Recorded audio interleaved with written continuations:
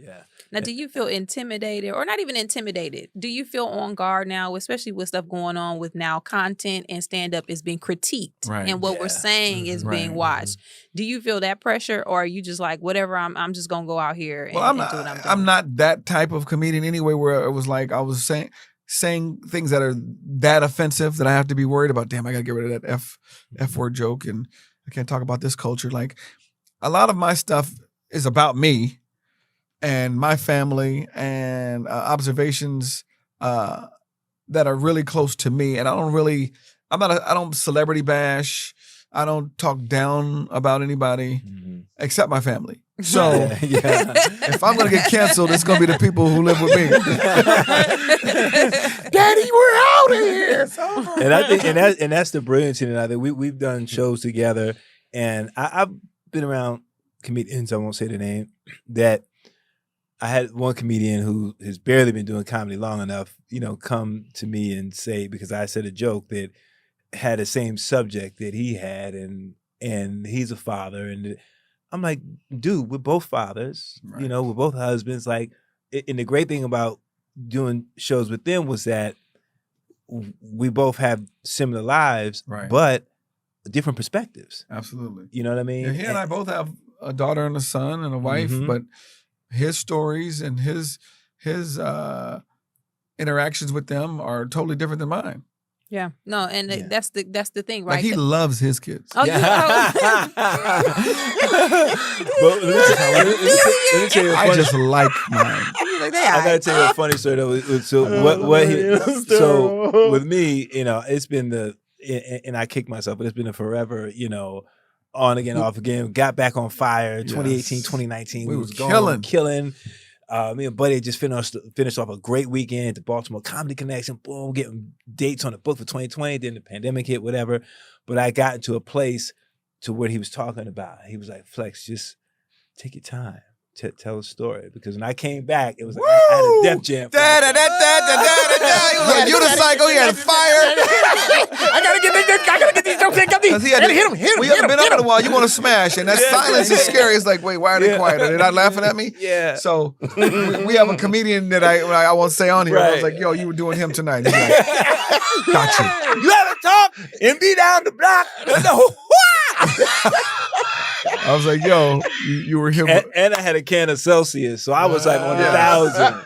Which is like Red Bull. Yeah, but that's the beauty of what he's talking about, because when we did Baltimore, I think when we did Baltimore Comedy, that was from 2018 up, I was like, yeah, I'm here now. Because I did like an hour 15, something like that. I mean, smooth. I did like smooth and took my time, and I just always thought about that, man. And I think it's so important. He's such a good. Have you ever seen him do stand up?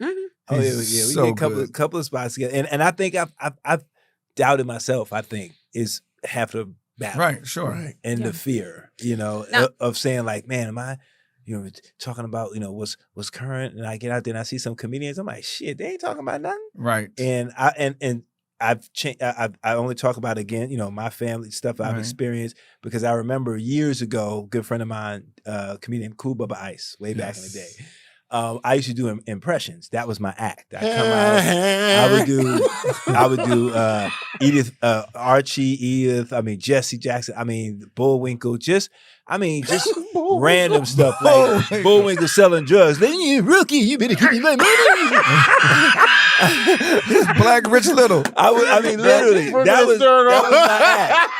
I do a show with Cool Bubba Ice. He goes on before me. He does every impression that I'm gonna do, right? And I was at the point of and not that he did it maliciously. That's Cool Bubba Ice. He is an impressionist. He's an impressionist, but it taught me a lesson. And I stood there and I was like, what am I gonna do? What am I gonna do? What am I gonna do, Rookie? What am I gonna do, Rookie? I don't know, Archie. So it just forced me to switch gears. And I remember I was dating this girl at the time. I was engaged and broke up and everything. And I remember going to do a show at this club called Nagasaki's in Long Island that Garfield was the host. Garfield. Oh my God. Shout out to Garfield. My man, shout out to and Garfield. I get out there and I just start talking about what I'm going through right now with this girl. As if she wanted space. She wanted space.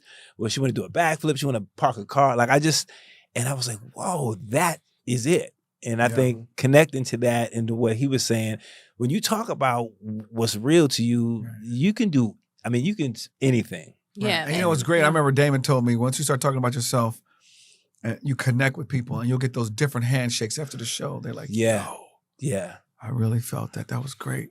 Yeah, I'm going to tell you, you talk about Damon. This is the, and you know, when you talk about other comedians, you watch, you know, you see what they do. I never forget one night, this is one of the greatest comedy lessons I ever got was from Damon Wayans. I'm in the Comedy Act Theater and Robin Harris has destroyed this room for an hour, 2 hours. You know, he's going up, killing baby's kids, killing. So he's getting ready to leave. And he puts Damon Wayans on and he gives him the most whack. Robin used to get those whack ass introductions, you know, that were comedy. Like, coming to the stage, this next boy, he one of them whining, what his name is? Okay, he coming up here. Y'all might have seen him. And if you haven't, fuck him. I'm leaving. Give it up for Damon Wayans. Damon Wayans. And he walk out joking and walk out. When Robin walked out, if there were 300 people in there, 150 of them walked out with Robin. Damon comes in, y'all, and it's got to be 11:45. You know, they've been there since 8 o'clock laughing. Damon went on stage and went to work. He was hitting them with, this is right before his special. He was practicing for that first HBO special he did. When I tell you, he was still to this very day, hair on the back of I was like watching this dude, slay the room. Yeah. Those 150 people that stayed gave him a standing ovation when he walked out. And what it taught me was that no matter how high you think you've taken the room, there's somebody that can come in and bring that heat. And I'm sitting there, you know, as a young comic, you sitting there going, oh shit, I ain't shit. I'm never gonna be yeah. You know, and you get a lesson, man. You gotta learn, this is how you work. Late at night, it doesn't matter who's going on. It doesn't matter what's happening. I'm in my zone. I'm going to do my stuff. I'm going to be me. And Damon went in there, and I tell you, I saw him probably, this was right before the pandemic started. I saw him walking down the street, and I go, yo, man.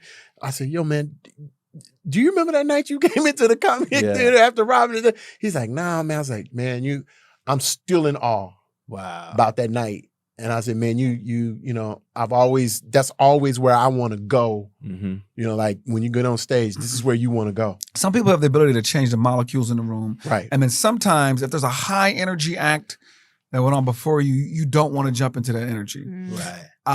Daryl Heath, who was a good friend of ours, was the best at it. The best. I remember we went to Laugh-A-Palooza in Atlanta. They were doing a special. And we went to the Uptown Theater. And they kept talking about this guy named Earthquake. I was like, why do they call him Earthquake? They go, you'll see. This place was bedlam. It was actually shaking. The paint was coming off the wall. Sweat was coming out yes. of the wall. And I saw Daryl. I was like, you ready to leave? He said, I'm next. I said, are you fucking crazy? He goes, nope. Yeah. So imagine this place is in an uproar. He goes up and he used to do something like, he'll go, how y'all doing? Y'all good?